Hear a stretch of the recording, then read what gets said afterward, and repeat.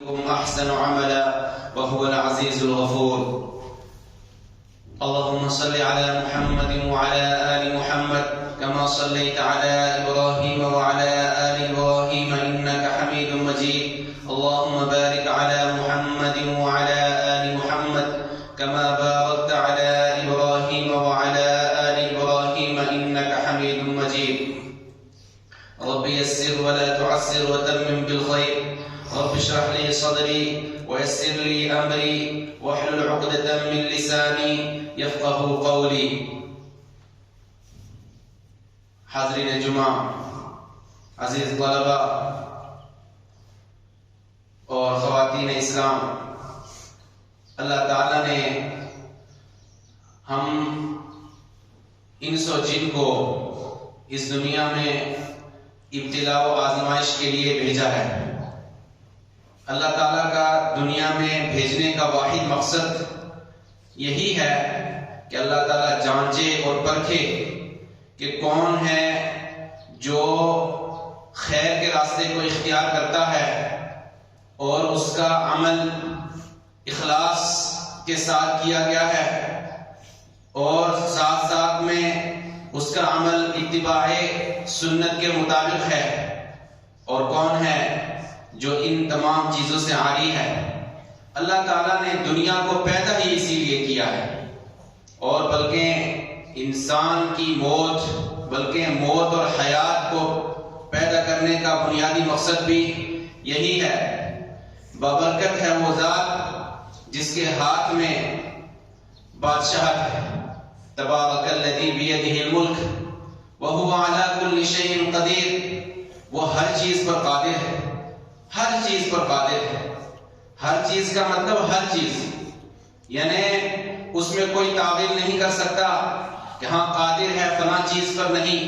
جیسا کہ خود مسلمانوں کے اندر کچھ ایسے گمراہ فرقے موجود ہیں جو اللہ تعالیٰ کی صفات میں یا اس کے اسماء میں تعویلات و تعطیلات اور کیفیات وغیرہ بیان کرتے ہیں اور تمثیل دیتے ہیں، تشبیہ دیتے ہیں اللہ کے اور بندوں کے افعال اور ان کی صفات میں. اللہ تعالیٰ نے فرمایا وَهُوَ عَلَى كُلِّ شَيْءٍ قَدِيرٌ. وہ ہر چیز پر قادر ہے، یعنی کہ زندہ کرنے پر اور مارنے پر، آسمان جیسی بڑی مخلوق کو پیدا کرنے پر جس کے بارے میں اللہ تعالیٰ نے فرمایا کہ بغیر عمد ترونها، یہ آسمان کو ہم نے بغیر ستون کے پیدا کیا جیسا کہ آپ دیکھ رہے ہیں، اور اسی طرح زمین کو بچھونا بنانے پر اللہ تعالیٰ قادر ہے، اور ساتھ ساتھ میں اس جیسی معلوم نہیں کتنی کائنات اور کتنی اللہ کی مخلوقات ہیں جس کو اللہ نے پیدا کیا. لیکن تخلیق کا واحد مقصد آزمائش، لیبلوکم ایکم احسن عملا. احسن عملا کہ اللہ یہ تمہیں آزمائے کہ تم میں سے عمل کے اعتبار سے سب سے اچھا اور بہترین کون ہے. احسن عملہ کی تفسیر بیان کرتے ہوئے مفسرین کہتے ہیں کہ احسن عملہ کا معنی ہے اخلصہ و اصوبہ، یعنی خالص اللہ کے لیے کس کا عمل ہے. کیونکہ کتنے ہی نیک اعمال ہم کرتے ہیں لیکن فوراً شیطان آ جاتا ہے اور کہتا ہے کہ دل میں عجب، تکبر، ریا و نمود پیدا کر دیتا ہے، یہ تاکہ بندے کے دل میں احساس ہو ہاں یہ جس کو میں دے رہا ہوں یا جو لوگ دیکھ رہے ہیں مجھے دیتے ہوئے یا مجھے یہ نیک عمل کرتے ہوئے وہ میرے بارے میں کچھ اچھا خیال ظاہر کریں گے، مجھے بڑا جانیں گے، مجھے بڑا مانیں گے، مجھے صدقہ و خیرات کرنے والا مانیں گے، میری عظمت ان کے دلوں میں بیٹھ جائے گی. لیکن اللہ تعالیٰ نے فرمایا کہ الذی خلق الموت والحیات لیبلوکم ایکم احسن عملا، کہ اللہ تعالیٰ نے وہ بابرکت ذات جو ہر چیز پر قادر ہے، اس نے موت و حیات کو پیدا کیا، موت کو اور زندگی کو پیدا کیا. موت اور زندگی بھی اللہ کی مخلوقات میں سے دو مخلوقیں ہیں اور اس لیے پیدا کیا لیبلوکم ایکم احسن عملا کہ تم میں سے خالص اور اسی طرح سنت کے مطابق عمل کرنے والا کون ہے. کبھی کبھی ایسا ہوتا ہے کہ انسان کا عمل اللہ کے لیے ہوتا ہے، خالص ہوتا ہے، لیکن سنت کے مطابق نہیں ہوتا، اس کو رد کر دیا جاتا ہے۔ جیسے کوئی آدمی چاہے کہ میں ظہر کی نماز جو کہ 4 رکعت فرض ہے، فرض 4 رکعت ہے، کوئی چاہے کوئی یہ جو ہے اپنے دل میں نیت کرے کہ نہیں میں چاہتا ہوں کہ میں 6 رکعت نماز پڑھوں، میں کیا چاہتا ہوں کہ میں ظہر کے فرض 6 رکعت پڑھوں، اللہ کے لیے پڑھنا چاہتا ہوں۔ آپ کون ہوتے ہیں انکار کرنے والے؟ نہیں، ہم کہیں گے کہ نہیں، وہ عمل قابل قبول نہیں ہے کیونکہ سنت کے مطابق نہیں ہے۔ سنت میں اللہ تعالیٰ نے اللہ کے نبی صلی اللہ علیہ وسلم کو جو بتایا ہے وہ ظہر کی 4 رکعت۔ کوئی آدمی ہے وہ کہے حج بہت دور ہے، حج کے مہینے میں بڑی بھیڑ بھاڑ ہوتی ہے، میں چاہتا ہوں کہ میں حج اسی مہینے میں کر کے آ جاؤں تاکہ ٹینشن ختم ہو جائے۔ ہم کہیں گے نہیں، کیونکہ حج اگرچہ آپ اللہ کے لیے کرنا چاہتے ہیں خالص نیت کے ساتھ، لیکن سنت کے مطابق نہیں ہے، کیونکہ سنت میں یہ ہے کہ حج کے جو مہینے ہیں وہ شوال، ذوالقعدہ اور ذی الحجہ ہیں۔ شوال سے آپ احرام باندھ سکتے ہیں، لیکن حج کے جو اصل ارکان ہیں وہ 8 ذی الحجہ یوم الترویہ، اور اسی طرح 9 ذی الحجہ یوم عرفہ، 10 ذی الحجہ یوم النحر، اور پھر 11، 12، 13 ذی الحجہ جن کو یوم التشریق کہتے ہیں، ان میں حج کے اعمال انجام دیے جاتے ہیں۔ اس سے پہلے اگر کوئی اس طرح کی نیت کر لے اس کا عمل قابل قبول نہیں، کیونکہ سنت کے مطابق نہیں۔ اور اسی طرح اگر کوئی آدمی کہے کہ ہو بہو سنت کے مطابق تمام اعمال کرے لیکن دل میں اخلاص نہ ہو، اس کا عمل بھی قابل قبول نہیں۔ اللہ نے ہمیں اس دنیا میں بھیجا، اس کا واحد مقصد ابتلاء و آزمائش۔ لقد خلقنا الانسان فی کبد، انسان کو جب پیدا ہونے سے پہلے ہی تکلیفیں اور اسی طرح پریشانیاں آنی شروع ہو جاتی ہیں، یہاں تک کہ موت آ جائے، یہاں تک کہ مرنے کے بعد قبر میں، اور اسی طرح قبر کے بعد جب انسان میدان محشر، یہاں تک کہ جنت میں داخل ہونے سے پہلے پریشانیاں ہی پریشانیاں ہیں، مصیبتیں ہیں، آزمائشیں ہیں۔ انسان جو ہے وہ تکلیف میں رہتا ہے ہمیشہ، اللہ نے اس کو ایسے ہی پیدا کیا ہے۔ اللہ تعالیٰ نے فرمایا اس آیت کے آخر میں کہ اللہ تعالیٰ نے زندگی اور موت کو پیدا کیا تاکہ تمہیں یہ آزمائے کہ تم میں سے اچھا عمل کرنے والا کون ہے، اور وَهُوَ الْعَزِيزُ الْغَفُورُ، وَهُوَ الْعَزِيزُ الْغَفُورُ، کہ اللہ عزیز ہے، زبردست ہے، طاقتور ہے اس آدمی پر جو شر کا راستہ اختیار کرے، جو برا راستہ اختیار کرے، جو اللہ تعالیٰ کی نافرمانی والا راستہ اختیار کرے، اللہ تعالیٰ سے سرکشی مول لے، دشمنی مول لے، اور اللہ تعالیٰ غفور ہے، بہت زیادہ معاف کرنے والا ہے ان لوگوں کو جو خیر کا راستہ اختیار کریں، جن کا عمل اچھا ہو، جن کا عمل بہترین ہو، جن کا عمل خالص اللہ تعالیٰ کے لیے ہو۔ اور اللہ تعالیٰ نے ایک دوسری آیت میں فرمایا وَهُوَ الَّذِي جَعَلَكُمْ خَلَائِفَ فِي الْأَرْضِ، کہ وہی وہ ذات ہے جس نے تمہیں زمین میں ایک دوسرے کا جانشین بنایا، ایک دوسرے کا جانشین بنایا، اور وَرَفَعَ بَعْضَكُمْ فَوْقَ بَعْضٍ دَرَجَاتٍ، اللہ تعالیٰ نے تم میں سے بعض کو بعض پر درجات یعنی کہ مقام و مرتبہ عطا کیا، فوقیت عطا کی، دنیاوی اعتبار سے ہو یا اخروی اعتبار سے ہو یا دینی اعتبار سے ہو، فوقیت عطا کی۔ وَرَفَعَ بَعْضَكُمْ فَوْقَ بَعْضٍ دَرَجَاتٍ لِيَبْلُوَكُمْ فِي مَا آتَاكُمْ، لِيَبْلُوَكُمْ فِي مَا آتَاكُمْ، اس ٹکڑے پر آپ غور کریں کہ تاکہ وہ تمہیں آزمائے اس چیز میں جو اللہ نے تمہیں دی، یعنی صاحب حیثیت دنیاوی اعتبار سے جن کو مال و دولت اللہ نے دی، کیونکہ دنیا یہ متاع یعنی اس چیز کو کہتے ہیں جو ایک وقت تک انسان کو فائدہ دے اور اس کے بعد وہ ضائع ہو جائے، ختم ہو جائے۔ پوری کی دنیا جو ہے وہ متاع ہے، متاع الغرور، دھوکے کا ساز و سامان ہے، یعنی ایسا ساز و سامان کہ انسان اس کو یہ تصور کرتا ہے کہ یہ بہت بڑی فائدے کی اور ہمیشہ رہنے والی، باقی رہنے والی چیز ہے، لیکن اس کا انجام وہ ایک خواب کی طرح ہے، ایسے جو ہے اس کا انجام ہوتا ہے، اور جیسے انسان خواب دیکھ رہا ہو اور اچانک بیدار ہو جائے۔ دنیا کی یہی حقیقت ہے، زائل ہونے والی ہے، ختم ہونے والی ہے۔ اس لیے اس کو اللہ تعالیٰ نے فرمایا کہ اللہ تعالیٰ یہ آزمانا چاہتا ہے تم میں سے بعض کو بعض پر دنیاوی اعتبار سے فوقیت دے کر کے، تاکہ دیکھے اللہ تعالیٰ آزمائے کہ فیما آتاکم، جو تمہارے پاس ہے اس چیز میں تمہیں اللہ تعالیٰ آزمائے. اور پھر فرمایا ان ربک سریع العقاب وانہ لغفور رحیم، کہ سنو تمہارا جو رب ہے وہ بہت زیادہ جلدی سزا دینے والا بھی ہے ان لوگوں کو جو اللہ نے جن لوگوں کو مال و دولت یا دنیاوی اعتبار سے شہرت یا عہدہ یا مقام و مرتبہ دے رکھا ہے یا اولاد دے رکھی ہے یا ان کو طاقتور جسم دے رکھا ہے، وہ آزمائے کہ انہوں نے اپنے جسم کو اگر غلط استعمال کیا، انہوں نے اپنے مالوں کا اگر غلط استعمال کیا، یا انہوں نے اپنے مالوں میں سے اللہ کا حق یا بندوں کا حق ادا نہ کیا، تو اس کے بعد فرمایا ان ربک سریع العقاب، اللہ تعالیٰ بہت جلد سزا دینے والا ہے، سزا دینے والا ہے. وَإِنَّهُ لَغَفُورٌ رَحِيمٌ، لیکن اگر کسی نے اللہ کی دی ہوئی چیزوں، چاہے وہ مال و دولت ہو، اولاد ہو یا اپنی جان ہو یا کوئی بھی چیز ہو جو اللہ کی نعمتیں ہیں بے شمار ہیں، وَإِن تَعُدُّوا نِعْمَةَ اللَّهِ لَا تُحْصُوهَا، کہ اگر تم اللہ کی نعمتوں کو گننا شمار کرو تو ان کو شمار نہیں کر سکتے، ان کو گن نہیں سکتے، ان کا احصاء نہیں کر سکتے. تو بے شمار نعمتیں ہیں، تو ان میں یہ موٹی موٹی چند نعمتیں ہیں مال و اولاد کی شکل میں جو زیادہ انسان کو بہکا دیتی ہیں یا ان کو انسان کو فتنے کا شکار کرتی ہیں. فرمایا کہ اللہ تعالیٰ کی اگر ان نعمتوں کا کوئی اچھا استعمال کرے گا وَإِنَّهُ لَغَفُورٌ رَحِيمٌ، تو اللہ تعالیٰ اس کو بہت زیادہ معاف کرنے والا ہے، بہت زیادہ اس پر رحم کرنے والا ہے. اور پھر اللہ تعالیٰ نے ایک دوسری آیت میں فرمایا وَهُوَ الَّذِي خَلَقَ السَّمَاوَاتِ وَالْأَرْضَ فِي سِتَّةِ أَيَّامٍ ثُمَّ اسْتَوَىٰ عَلَى الْعَرْشِ، کہ وہ اللہ تعالیٰ کی وہی وہ اللہ ہی کی ذات ہے جس نے آسمان و زمین کو 6 دنوں میں پیدا کیا. 6 دنوں میں پیدا کرنے کے بعد پھر اللہ تعالیٰ اپنے عرش پر مستوی ہو گیا. وَكَانَ عَرْشُهُ عَلَى الْمَاءِ، اور اس وقت اس کا عرش پانی پر تھا.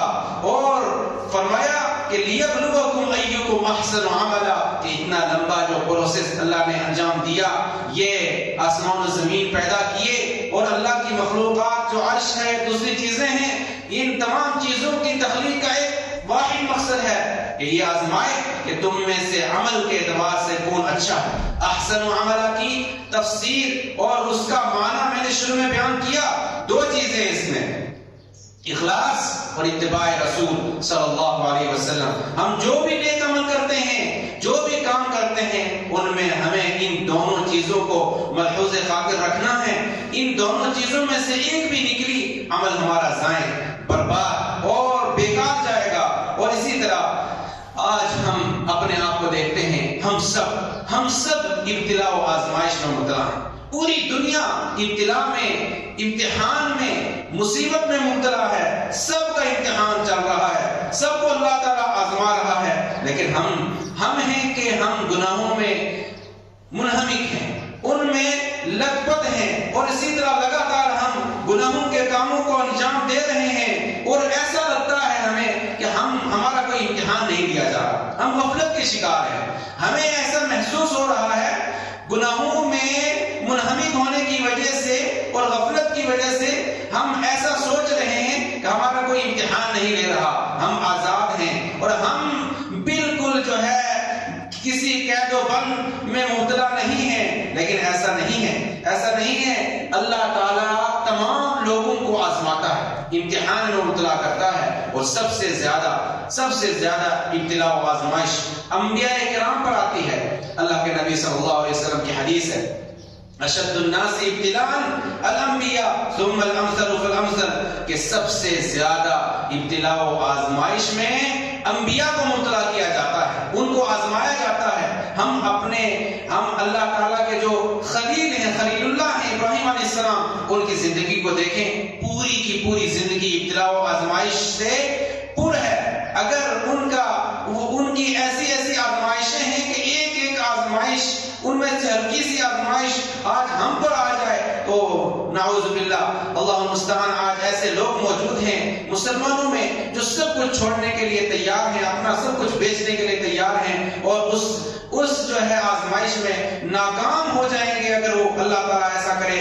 لیکن اللہ تعالیٰ ہر کسی کو اس کی حیثیت دین میں اس کی جو حیثیت ہے اس کے اعتبار سے آزماتا ہے. اور کچھ ایسے لوگ ہیں جو دنیا میں اتنے زیادہ لگ جاتے ہیں، چھوٹی سی آزمائشی ان کو بہکانے کے لیے اور اللہ تعالیٰ کے نیک بندوں کی فہرست سے خارج کرنے کے لیے کافی ہے۔ چھوٹی سی آزمائش، اللہ کے نبی صلی اللہ علیہ وسلم نے فرمایا یبتلی المرء علی حسب دینہ، دین کے اعتبار سے، دینداری کے اعتبار سے انسان کو آزمایا جاتا ہے۔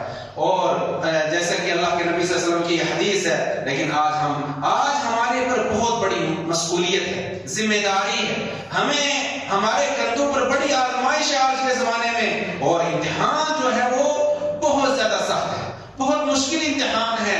اللہ تعالیٰ نے قرآن مجید میں فرمایا کیونکہ جو دنیاوی امتحان میں کامیاب ہوگا وہ آخرت کے امتحان میں کامیاب ہوگا۔ کوئی یہ نہ سوچے آخرت میں دیکھ لیں گے، بہت سے لوگ ایسے ہوتے ہیں جو اتنا زیادہ تکبر گھمنڈ کے شکار ہوتے ہیں، وہ کہتے ہیں دیکھ لیں گے آخرت میں۔ نہیں، ایسا نہیں ہے۔ جو دنیاوی امتحان میں کامیاب وہی آخرت کے امتحان میں کامیاب، اور دنیاوی امتحان میں جو گمراہی کا شکار رہا، جو ضلالات کا شکار رہا، جو شرکیات، کفریات اور بدعات کا شکار رہا، آخرت میں بھی وہ ویسے ہی رہے گا۔ اس کی جو آزمائش ہے وہ سخت ہوگی، اور اس کا جو امتحان ہوگا وہ سخت ہوگا، اور وہاں پر اس کے ہاتھ ناکامی لگے گی۔ قرآن مجید میں اللہ تعالیٰ فرماتا ہے وَمَنْ كَانَ فِي هَذِهِ أَعْمَى فَهُوَ فِي الْآخِرَةِ أَعْمَى وَأَضَلُّ سَبِيلًا، کہ جو اس دنیا میں اندھا ہے، یعنی کہ ہدایت کے راستے سے جو اندھا ہے، جو اس دنیا میں وَهُوَ فِي الْآخِرَةِ أَعْمَى، آخرت میں بھی وہ اندھا ہی رہے گا، آخرت میں بھی وہ اندھا ہی رہے گا، وَأَضَلُّ سَبِيلًا، اور راستہ بھٹکا رہے گا۔ جو دنیا میں بینا ہے، جس کو ہدایت کی روشنی مل گئی، آخرت میں بھی انشاءاللہ اس کے لیے روشنی ہی روشنی ہے، اور جو دنیا میں اللہ کے ذکر سے اعراض کرے گا وہ آخرت میں بھی اللہ تعالیٰ اس کو اندھا، یعنی کہ ہدایت اور نور سے عاری اللہ اس کو پیدا کرے گا۔ وَمَنْ أَعْرَضَ عَنْ ذِكْرِي فَإِنَّ لَهُ مَعِيشَةً ضَنْكًا وَنَحْشُرُهُ يَوْمَ الْقِيَامَةِ أَعْمَىٰ، کہ جو میرے ذکر سے اعراض کرے گا فَإِنَّ لَهُ مَعِيشَةً ضَنْكًا، اس کی دنیاوی زندگی کو اللہ تنگ کر دے۔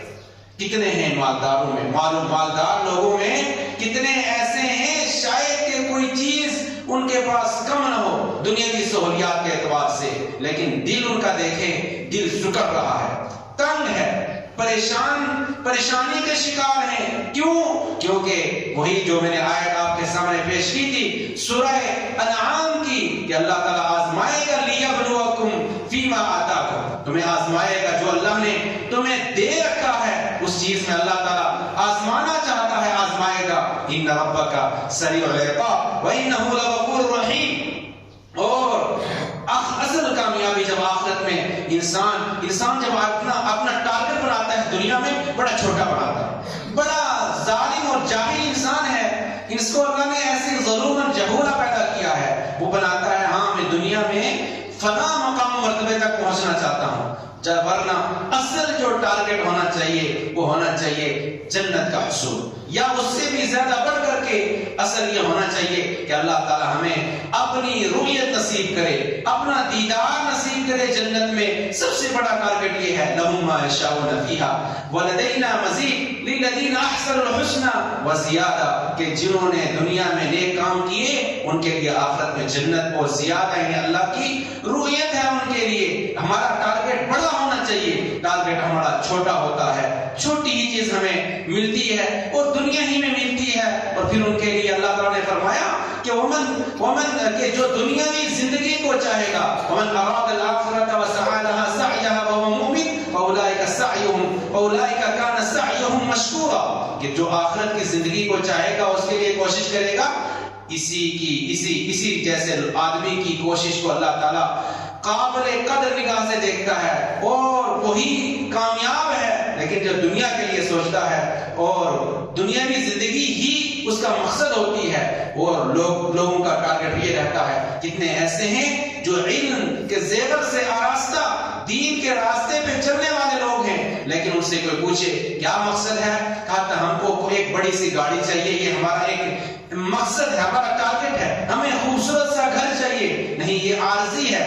صرف 45 سیکنڈ میں ترکیہ اور سوریا کے وہ لوگ جو جاب والے تھے، بڑے بڑے عہدے والے تھے، وہ جاب لیس ہو گئے۔ صرف 45 سیکنڈ میں وہ لوگ جو ایک فیملی والے تھے، خوبصورت زندگی گزار رہے تھے، وہ فیملیوں سے بچھڑ گئے، کسی فیملی کا کوئی نہیں بچا، کسی کا ایک آدھ آدمی بچا، اور اس میں وہ قصہ بھی ہے۔ اگر ہم اسی پر غور کریں، اور اس پر غور کرنے کا اللہ تعالیٰ ہم کو حکم بھی دیتا ہے، جو آزمائشیں آتی ہیں ان پر غور کرنے کا اللہ تعالیٰ ہمیں آرڈر بھی دیتا ہے، اگر اسی پر غور کریں، وہ واقعہ بھی یاد کریں جو سوشل میڈیا پہ آ رہا ہے کہ ایک بچی ہے، اس کی پوری فیملی کے بارے میں یہ خبر، چھوٹی سی بچی جو شاید 8-9 سال یا اس سے بھی کم عمر کی ہے، اس کو بتایا گیا کہ آپ کی پوری فیملی ختم ہو گئی ہے، لیکن اچانک یہ خبر آئی کہ اس کے والد زندہ ہیں، ہاسپٹل میں ہیں، اور وہ گئی اپنے والد کو ملنے کے لیے، اس کے والد سے بات کر سکتے تھے،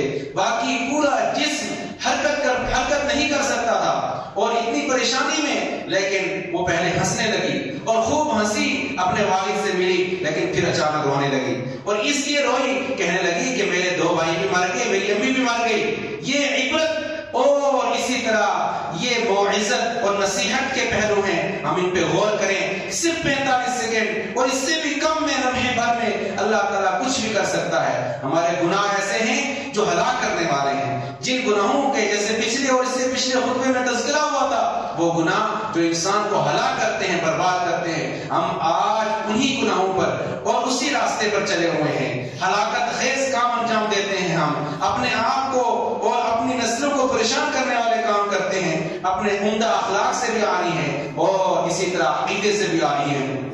اصل کامیابی فمن زحزح عن النار وادخل الجنة فقد فاز، کہ جس کو اللہ تعالیٰ جہنم سے بچا لے اور جنت میں داخل کر دے، وہی آدمی کامیاب ہے، وہی آدمی کامیاب ہے، اصل کامیابی وہی ہے۔ اور اسی طرح جو امتحان ہوتا ہے اللہ تعالیٰ کا، کیونکہ اللہ نے انسان کو، آدم علیہ السلام کو دنیا میں بھیجا ہی اسی لیے کہ آزمائے، اس جو اچھا کام کرے گا اس کے لیے جنت، جو برا کام کرے گا اس کے لیے اللہ نے دوزخ کو بنایا ہے، اور دونوں کو، جنت اور جہنم دونوں کو بھرنے کا وعدہ بھی کیا ہے۔ لَأَمْلَأَنَّ جَهَنَّمَ مِنَ الْجِنَّةِ وَالنَّاسِ أَجْمَعِينَ، کہ میں ضرور جہنم کو جنوں اور انسانوں سے بھر دوں گا۔ اور اسی طرح اللہ تعالیٰ نے جو اتنی بڑی مخلوقات پیدا کی ہیں ان کو اللہ تعالیٰ بھر کر کے رہے گا، اور ہر انسان، جو بھی انسان ہے اس کا اللہ نے جنت میں بھی ٹھکانہ رکھا ہے، جہنم میں بھی، اور قیامت کے دن اس کو دکھایا جائے گا، جنتی کو دکھایا جائے گا کہ اگر تم برا کام کرتے تو جہنم میں فلاں جگہ تمہارے لیے تھی، اعاذنا اللہ من ذالک، اور اللہ تعالیٰ ہمیں اس سے بچائے۔ اور جہنمی کو دکھایا جائے گا کہ اگر تم دنیا میں اچھے کام کرتے، جنت میں تمہارا فلاں مقام و مرتبہ تھا، دیکھ لو وہ جگہ تھی تمہاری، وہ مقام تھا، وہ عیش والی جگہ تھی۔ تو اللہ تعالیٰ ہمیں جنت میں داخل کرے، اور اللہ تعالیٰ ہمیں اپنے عذاب جہنم اور دوسرے عذاب سے اللہ تعالیٰ ہمیں محفوظ رکھے۔ اور اسی طرح اللہ تعالیٰ جو دنیا میں آزماتا ہے وہ مال میں بھی اور جانوں میں بھی، لَتُبْلَوُنَّ فِي أَمْوَالِكُمْ وَأَنفُسِكُمْ، کہ تمہیں ضرور آزمایا جائے گا، تمہارے مال میں بھی کمی کر کے، اس کو مال کو برباد کر کے، اور اسی طرح تمہاری جانوں میں بھی، جان چاہے اپنی ہو یا اپنوں کی ہو، کسی بھی طریقے سے آزمایا جائے گا۔ اور اللہ تعالیٰ نے قرآن مجید میں فرمایا وَلَتَسْمَعُنَّ مِنَ الَّذِينَ أُوتُوا الْكِتَابَ مِنْ قَبْلِكُمْ وَمِنَ الَّذِينَ أَشْرَكُوا أَذًى كَثِيرًا، کہ تم ضرور جو تم سے پہلے اہل کتاب ہیں، یہود و نصارہ ہیں، ان سے اور مشرکین سے بڑی تکلیفیں سنو گے، اور بڑی تکلیفیں تمہیں ان کی طرف سے لاحق ہوں گی، یعنی مشرکین سے اور اہل کتاب یہود و نصارہ سے۔ لیکن اللہ تعالیٰ نے فرمایا وَإِن تَصْبِرُوا وَتَتَّقُوا فَإِنَّ ذَلِكَ مِنْ عَزْمِ الْأُمُورِ، اگر تم نے صبر کیا اس پریشانی پر اور تقوی اختیار کیا تو گویا کہ تم جو ہے یہ تمہاری بلند ہمتی میں سے ہے، یہ تمہاری بلند ہمتی میں سے ہے۔ اگر تم ایسا کرو گے تم ایسی صورت میں ہمت والے کہلاؤ گے۔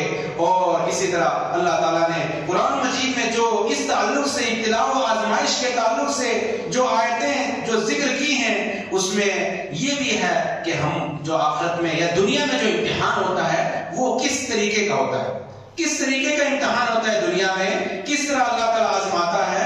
اس میں ہے وَنَبْلُوكُمْ بِالشَّرِّ وَالْخَيْرِ فِتْنَةً وَإِلَيْنَا تُرْجَعُونَ، اللہ تعالیٰ نے فرمایا کہ ہم تمہیں شر کے ذریعے بھی آزمائیں گے اور خیر کے ذریعے بھی آزمائیں گے. کوئی یہ نہ سوچے کہ ہمیشہ جو مصیبت آتی ہے وہ صرف برے زلزلوں کے ذریعے یا سیلابوں کے ذریعے یا بارشوں اور قحط سالی کے ذریعے یا جو مصیبت ہے اسی کو آپ آزمائش سمجھے. نہیں، آزمائش مصیبت کے ذریعے بھی آئے گی، یعنی ایسی چیزوں کے ذریعے بھی آئے گی جس کو انسان ناپسند کرتا ہے، اور خیر کے ذریعے بھی آئے گی، مال کی فراوانی کے ذریعے بھی آئے گی، اولاد کی کثرت کے ذریعے بھی آئے گی، اور اسی طرح بڑے عہدے کے ذریعے بھی آزمائش آئے گی، اور خوب میوے اور غلے کے ذریعے بھی اللہ تعالیٰ، مال کے ذریعے بھی اللہ تعالیٰ آزمائش میں مبتلا کرے گا، خوب مال و دولت دے کر کے بھی اللہ تعالیٰ آزمائش میں مبتلا کرے گا.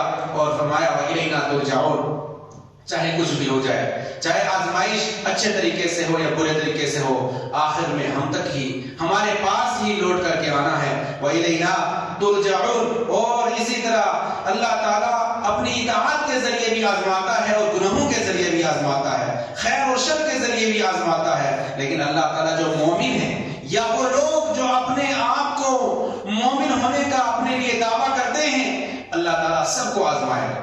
اللہ تعالیٰ چاہتا ہے تاکہ اچھے اور برے مومن الگ الگ ہو جائیں. ما كان الله ليذر المؤمنين على ما انتم عليه حتى يميز الخبيث من الطيب، کہ اللہ تعالیٰ مومن جس حالت میں ہے اسی پر ان کو نہیں چھوڑے گا. ما كان الله ليذر المؤمنين على ما انتم عليه حتى يميز الخبيث من الطيب، یہاں تک کہ خبیث کو پاک سے الگ نہ کر دے. خبیث اور پاک سے الگ کرنے کا کیا طریقہ ہے؟ وہ یہ طریقہ ہے کہ اللہ تعالیٰ آزمائش میں مبتلا کرتا ہے.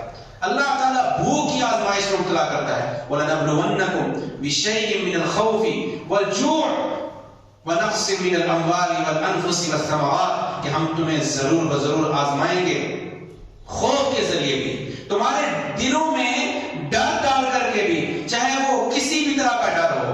بِشَيْءٍ مِّنَ الْخَوْفِ وَالْجُوعِ، بھوکمری کا شکار کر کے بھی اللہ تعالیٰ آزمائے گا.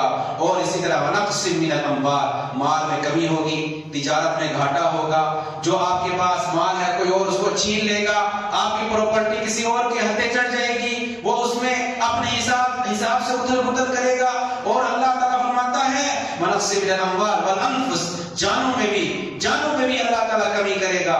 کسی کا ہارٹ فریکچر ہو گیا، کسی کو کوئی بیماری لاحق ہو گئی، کوئی مر گیا فیملی میں سے یا خود، تو اللہ تعالیٰ فرماتا ہے مِنَ الْأَمْوَالِ وَالْأَنفُسِ وَالثَّمَرَاتِ. اسی طرح پھلوں میں، میووں میں، غلے میں بھی اللہ تعالیٰ کمی کر کے آزماتا ہے. لیکن فرمایا اللہ تعالیٰ نے وَبَشِّرِ الصَّابِرِينَ، لیکن خوشخبری ہے ان لوگوں کے لیے جو صبر کریں گے، جو ان مصیبتوں پر صبر کریں گے، ان کے لیے خوشخبری ہے. کبھی کوئی یہ نہ سوچے ہم تو اللہ پر بڑے ایمان لانے والے ہیں تو مصیبت ہم پر کیوں آ رہی ہے، ہم تو بالکل اللہ کو ہی مانتے ہیں اور اسی سے مانتے ہیں اور اسی طرح پورے نیک اعمال کرتے ہیں. اللہ تعالیٰ فرماتا ہے کہ یہ اس لیے تاکہ تمہارے درجات بلند ہوں اور تم اپنے ان مقامات کو پہنچو جو تمہارے لیے اللہ نے جنت میں رکھے ہیں. احسب الناس ان یترکوا، لوگ کیا یہ سوچ رہے ہیں ایسے ہی چھوڑ دیے جائیں گے، بس یہ کہنا کافی ہے ہم ایمان لائے. احسب الناس ان یترکوا ان یقولوا آمنا، یہ کہنا کافی ہے کہ ہم مسلمان ہیں. مسلمانوں والا اخلاق کہاں ہے، مسلمانوں والا کردار کہاں ہے، یہ دیکھا جائے گا. حسب الناس ان یترکوا ان یقولوا آمنا وهم لا یفتنون، کہ تمہیں آزمایا نہیں جائے گا، تمہیں مصیبت میں مبتلا نہیں کیا جائے گا، یہ سوچ رہے ہو؟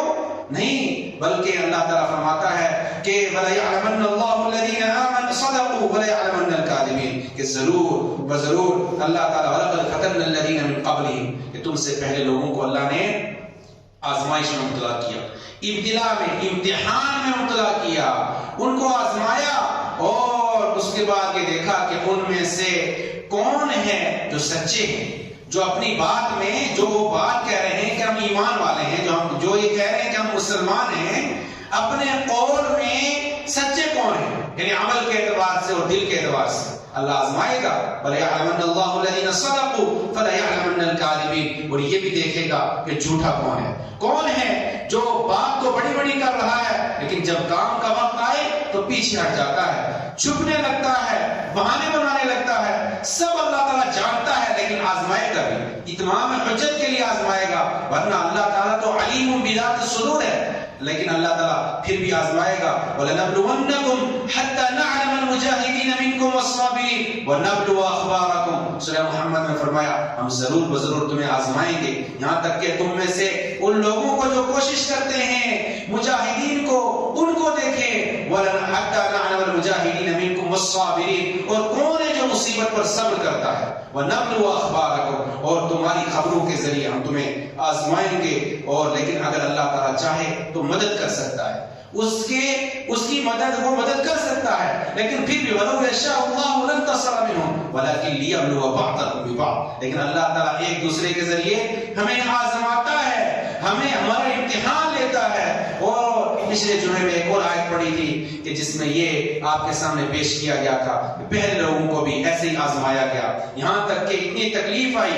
ام حسبتم ان تدخلوا الجنہ ولما یأتکم مثل الذین خلوا من قبلکم، کیا تم یہ گمان کرتے ہو، تمہارا یہ خیال ہے کہ جنت میں داخل ہو جاؤ گے، حالانکہ ابھی تک تم پر وہ پریشانیاں اور مصیبتیں نہیں آئیں جو تم سے پہلے لوگوں پر آئی. وَلَمَّا يَأْتِكُمْ مَثَلُ الَّذِينَ خَلَوْا مِن قَبْلِكُمْ الْبَأْسَاءُ وَالضَّرَّاءُ، ان کو پریشانی نے، جنگوں نے، تکلیفوں نے، خون ریزیوں نے ان کو آ گھیرا. بھوک مری کے وہ شکار ہوئے، تکلیفوں کے وہ شکار ہوئے، پریشانیوں کے شکار ہوئے. وَزُلْزِلُوا، ان پر خطرناک قسم کے زلزلے آئے. حَتَّى يَقُولَ الرَّسُولُ وَالَّذِينَ آمَنُوا مَعَهُ مَتَىٰ نَصْرُ اللَّهِ، یہاں تک کہ رسول اور ایمان والے سب یہ کہنے پر مجبور ہو گئے کب اللہ کی مدد آئے گی. الا ان نصر اللہ قریب، لیکن اللہ نے کہا کہ صبر کرو، اللہ کی مدد قریب ہے، اللہ کی مدد قریب ہے. اور اللہ تعالیٰ نے یہ جو قرآن نازل کیا ہے ہم پر، یہ جو قرآن مجید نازل کیا ہے، اس کے ذریعے بھی اللہ تعالیٰ ہمیں لگاتار آزما رہا ہے، ہم آزمائش میں مبتلا ہیں. اللہ نے اس قرآن کو پہاڑوں پر، آسمان و زمین پر، سب پر پیش کیا کہ اس کو قبول کیا جائے، لیکن سب نے انکار کیا. اِنَّا عَرَضْنَا الْأَمَانَةَ عَلَى السَّمَاوَاتِ وَالْأَرْضِ وَالْجِبَالِ فَأَبَيْنَ أَن يَحْمِلْنَهَا وَأَشْفَقْنَ مِنْهَا. سب نے انکار کیا کہ ہم اتنی بڑی امانت کو برداشت نہیں کر سکتے، اور سب اس سے ڈرے.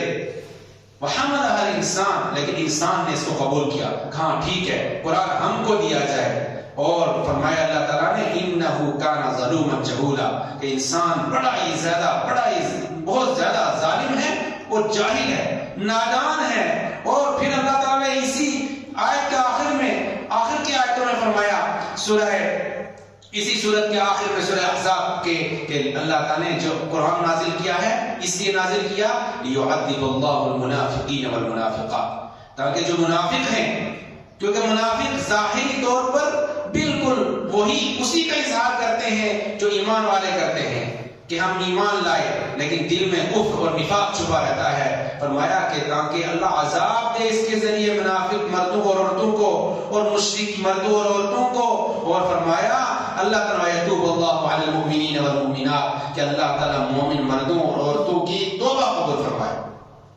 یہ آزمائش ہے جس کو اگر ہم صحیح ڈھنگ سے لیں گے، اس کی تلاوت کریں گے، اس پر عمل کریں گے، اچھے اخلاق کا مظاہرہ کریں گے، دوسروں کے ساتھ اچھا تعامل کریں گے، مل جل کر کے رہیں گے، غریبوں کی مدد کریں گے، اللہ تعالیٰ کے فرامین پر عمل کریں گے، گویا کہ ہماری توبہ اللہ قبول کرے گا، جو چھوٹے موٹے گناہ ہم سے ہو جائیں گے. ورنہ وہی ہے کہ منافقین کی صفوں میں یا دوسرے لوگوں کی صفوں میں اعاذنا اللہ من ذلک ہمارا شمار ہو جائے گا. اور آخر میں اللہ تعالیٰ جو دنیا میں آزماتا ہے، کبھی کبھی ایسی آزمائش آتی ہے کہ انسان جو ہے اس کو تصور ہی نہیں ہوتا. 3 لوگوں کی کہانی انشاءاللہ 1-2 منٹ میں ختم کرنے کی کوشش کروں گا. بنو اسرائیل کے 3 لوگ تھے، صحیح بخاری اور صحیح مسلم میں ان کا قصہ ہے کہ 3 لوگ، حدیث کے الفاظ ہیں، لمبی حدیث ہے، اس کا مفہوم آپ کے سامنے پیش کرتا ہوں کہ ابو ہریرہ رضی اللہ عنہ کہتے ہیں کہ اللہ کے نبی صلی اللہ علیہ وسلم سے میں نے سنا یہ کہتے ہوئے ان ثلاثة من بنی اسرائیل ابرص واقرع واعمى کہ 3 بنو اسرائیل کے لوگ تھے. ان میں سے ایک کو برص کی بیماری تھی. برص کی بیماری جس میں انسان کے جسم کا کچھ حصہ سفید ہو جاتا ہے, اس کا رنگ الگ ہو جاتا ہے, وہ برص کی بیماری تھی. اور ایک تھا جس کے سر کے بال نہیں تھے, گنجا تھا. اور ایک تھا جو اندھا تھا, نابینا تھا, آنکھوں کی روشنی نہیں تھی. تو اللہ تعالیٰ نے ان کو آزمانا چاہا. تو آزمانے کے لیے اللہ نے ایک فرشتہ بھیجا ان کی طرف. تو فرشتہ سب سے پہلے اس آدمی کے پاس آیا جس کو برص کی بیماری تھی, کوڑ کی بیماری تھی, اس نے برص کی بیماری تھی. اس نے کہا ای شیء احب الیک, اس نے کہا لون حسن والجلد حسن, کہ مجھے اچھا رنگ چاہیے, میں اسمارٹ بننا چاہتا ہوں, اور جلد بھی یعنی چمڑا بھی اچھا خوبصورت چاہیے. دونوں چیزیں الگ الگ ہیں. کبھی کبھی چمڑا اچھا ہوتا ہے لیکن آدمی خوبصورت نہیں ہوتا. کہا دونوں چیزیں چاہیے مجھے.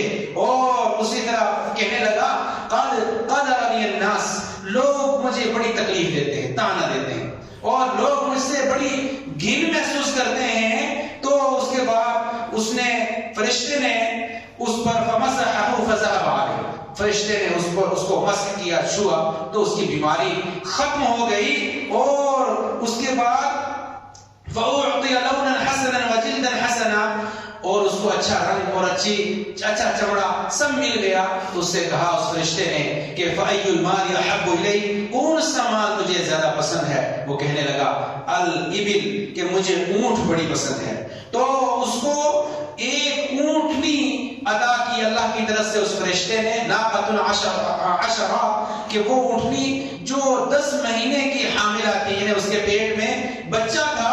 تو اس کے بعد دعا کی اس فرشتے نے, کہا یبارک لک فیہا, کہ اللہ اس میں تجھے برکت عطا کرے. اور اس کے بعد پھر وہ گیا اس آدمی کے پاس جس کے سر کے بال نہیں تھے, اقرع تھا, گنجا تھا. اس سے کہا ای شیء احب الیک, کیا چیز تمہیں پسند ہے اس دنیا میں؟ کہنے لگا کہ میں یہ چاہتا ہوں کہ شعر حسن, کہ ویذهب عنی ھذا, کہ اچھے سے بال ہوں خوبصورت سے, اور میری یہ تکلیف ختم ہو جائے. اور اس نے بھی فرمایا قد ارانی الناس, لوگ مجھ سے بڑی گھن محسوس کرتے ہیں, تکلیف دیتے ہیں. اس کے ساتھ فرشتے نے ایسے ہی کیا, اس کو چھوا, اور چھونے کے بعد اس کے اچھے بال آ گئے. اور فرمایا, فرشتہ کہنے لگا کون سا مال تمہیں پسند ہے؟ اس نے کہا کہ البقر, مجھے گائے پسند ہے. تو اس فرشتے نے اللہ کی جانب سے اس کو ایک گائے دی, حاملہ گائے دی, اور فرمایا یبارک لک فیہا, کہ اللہ اس میں تجھے برکت عطا کرے. اور اسی طرح پھر تیسرے بنو اسرائیل کے تیسرے آدمی کے پاس وہ فرشتہ گیا, انسانی شکل میں وہ فرشتہ گیا, اور کہا کہ ای الناس ای شیء احب الیک, کون سی چیز تجھے پسند ہے؟ کہا کچھ نہیں, بس یہ کہ رد اللہ الی بصری, کہ اللہ میری روشنائی, میری بینائی مجھے لوٹا دے. اور اس کے بعد یہ فرمایا تاکہ میں لوگوں کو دیکھ سکوں. تو فرشتے نے اس کو بھی اس کی آنکھیں چھوئی, اور اللہ نے اس کی روشنی واپس کر دی. اس سے بھی پوچھا کیا پسند ہے تمہیں, کون سی دولت پسند ہے؟ اس نے کہا کہ میں بکریوں کو بڑا پسند کرتا ہوں, مجھے بکریاں چاہیے. تو اللہ تعالیٰ کی جانب سے اس فرشتے نے ان کو ایک بکری دی جس کا بچہ پیدا ہی ہونے والا تھا.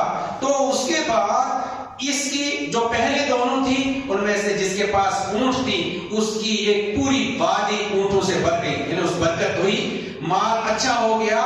اور جس کو گائے دی تھی, پوری ایک وادی گائے اور بچڑوں سے بھر گئی. اور جس کے پاس بکریاں تھیں اس کی بھی پوری ایک وادی, پورا ایک علاقہ اس کا بکریوں سے بھر گیا. پھر وہی فرشتہ اپنی اسی صورت میں آیا جس صورت میں پہلے آیا تھا, تاکہ حجت تمام ہو جائے, تاکہ دیکھیں لوگوں کے بدلتے رخ دیکھیں. جب لوگوں کو مال ملتا ہے اپنی اوقات بھول جاتے ہیں. اور قیامت کی نشانیوں میں سے بھی یہی ہے کہ آدمی جو بھیڑ بکریاں چرانے والے لوگ ہوں گے, غریب ہوں گے, جو ننگے پاؤں ننگے بدن چلنے والے ہوں گے, ابر آلود ان کے بال ہوں گے, وہ بھی قیامت کے قریب اونچی اونچی عمارتیں بنائیں گے, مضبوط, اور فخر کریں گے, آپس میں ایک دوسرے پر مسابقت کریں گے. تو اس میں دیکھیں کہ فرشتہ دوبارہ آیا, اور آ کر کے وہ اس نے کہا, سب سے پہلے اس ابرص کو کہا, اور کہا کہ رجل مسکین, کہ میں بڑا انہیں شکل میں آیا, آ کر کے بہت عرصے کے بعد کہنے لگا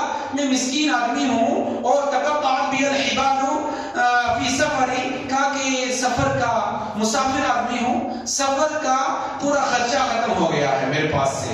اور فرمایا اس نے کہ فلا بلاغ اليوم الا بك ثم الا بالله ثم بك، کہ آج میں اپنی منزل مقصود تک اسی وقت پہنچ پاؤں گا جب اللہ تعالیٰ کی مدد ہوگی اور پھر آپ میرا ساتھ دیں گے.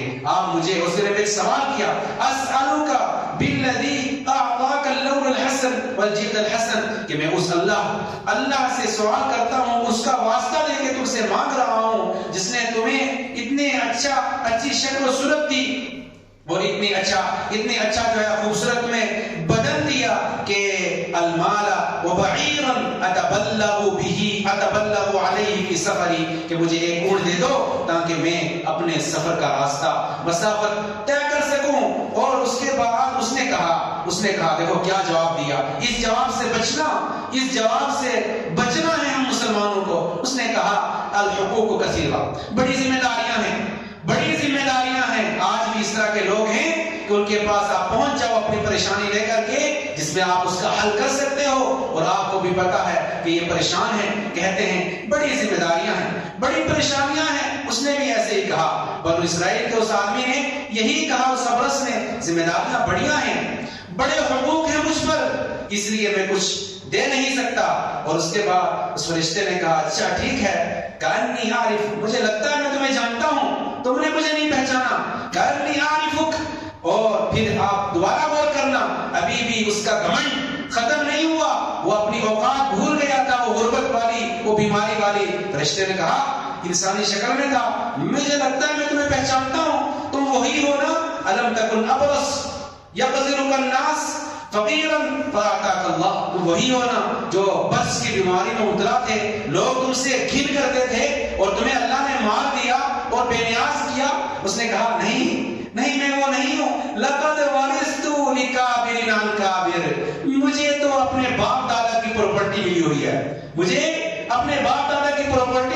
میں ان کا وارث بنا ہوا ہوں، میں وہ نہیں ہوں. تو اس نے کہا فرشتے نے ٹھیک ہے، ان کنت کاذبا فصیرک اللہ الی ما کنت، اگر تو جھوٹ بول رہا ہے تجھے اللہ ویسے ہی کر دے جیسے تو پہلے تھا. جیسے آزمائش، امتحان، کتنا خطرناک امتحان، اور اس میں ناکامی دیکھیں، اور انسان جو بھولنے والا ہے اس کی حالت دیکھیں، اس کی نادانی دیکھیں. اس نے کہا کہ اللہ تجھے ویسے ہی کہتے جیسے تو پہلے تھا، اگر تو جھوٹ بول رہا ہے. اس کے بعد وہی جو اقرع تھا جس کے بال سر کے نہیں تھے پہلے اور اللہ نے اس کو اچھے بال دیے، اس کے پاس بھی فرشتہ آیا اور آ کر کے یہی کہا، اس سے بھی یہی کہا مسکین آدمی ہوں، لمبا سفر ہے، سب زیادہ ختم ہو گیا ہے، ہیلپ کر دیجئے، ایک گائے دے دیجئے، کچھ مال دے دیجئے. اس نے کہا الحقوق کثیرہ، ذمہ داریاں بڑیاں ہیں، بڑے حقوق ہیں مجھ پر، بڑے حقوق ہیں، مدد کہاں سے کر سکتا ہوں، خود پریشان ہوں. اور حالت پہ غور کریں، اپنی حالت پہ غور کریں، کیا جواب ہے اور کس کو وہ جواب دے رہا ہے. وہ اتنا ہی بھول گیا کہ یہی آدمی تھا، اتنا بھول گیا کہ جس آدمی نے اللہ کے حکم سے مجھے ٹھیک کیا تھا وہی آدمی ہے. وہ شکل بھی بھول گیا. جب مال آتا ہے نا، لوگ اپنوں کو پہچاننا بھی بھلا دیتے ہیں، اپنوں کو بھی نہیں پہچانتے ہیں، کیونکہ ایسا نشہ ہے، خطرناک نشہ ہے. جب تک آدمی ہلاک نہ ہو جائے تب تک مال انسان کی جان نہیں چھوڑتا. اس نے اسی کو بھلا دیا جس نے اس کو ٹھیک کیا تھا اللہ کے حکم سے، جس نے اس کو پہلی بکری یا پہلی گائے یا پہلی اونٹ دی تھی، اسی کو بھلا دیا. اس نے بھی ایسا ہی جواب دیا. اور اس فرشتے نے اس کو بھی یہی کہا ان کنت کاذبا فصیرک اللہ علی ما کنت، کہ اگر تو جھوٹ بول رہا ہے اللہ تجھے بھی ویسے ہی کر دے جیسے تو پہلے تھا. اور اس کے بعد وہ فرشتہ اس اندھے اور نابینے کے پاس آیا جو پہلے نابینا تھا، جس کو اللہ نے آنکھیں عطا کی تھی. اس کو بھی کہا کہ رجل مسکین وابن سبیل، اور فرمایا وتقطعت بی الحبال فی سفری فلا بلاغ اليوم الا بالله ثم بك اسالك بالذي رد عليك بصرك شاتا اتبلغ بها فی سفری. کہا کہ مسکین آدمی ہوں، مسافر ہوں، سب سادرہ ختم ہو گیا ہے، سامان اور کچھ بھی کھانے پینے کے لیے بچا نہیں ہے، سفر کا خرچہ بچا نہیں ہے.